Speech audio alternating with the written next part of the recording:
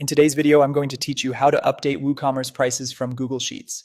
We'll walk through the full process of connecting your WooCommerce store to Google Sheets so you can update pricing more efficiently, especially if you're managing a larger product catalog.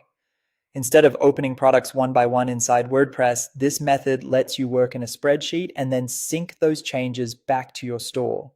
Start by logging in to your WordPress dashboard. Once you're in, head over to Plugins, then select Add New. In the plugin search area, look for a connector plugin that supports WooCommerce and Google Sheets, such as WooSync or WP Sheet Editor. The exact plugin you use may vary, but the setup process is generally very similar. After you find the plugin you want to use, click Install Now, and once the installation finishes, click Activate. This makes the plugin available in your WordPress admin area so you can begin the connection process. Next, go to the newly added plugin menu in your WordPress sidebar.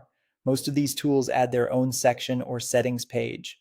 Inside that area, look for an option labeled Connect or Google API Settings.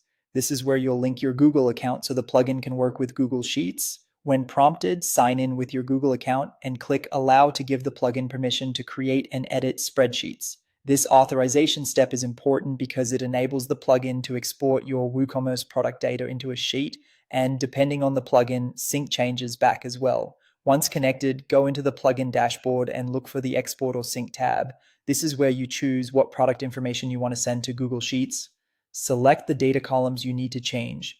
For price updates, you'll typically want the product identifier and the pricing fields so you can match the correct products and edit only what's necessary. Then click Export to Google Sheets. After the export is complete, open the newly created Google Sheet from your Google Drive. You should now see your WooCommerce product data laid out in spreadsheet format.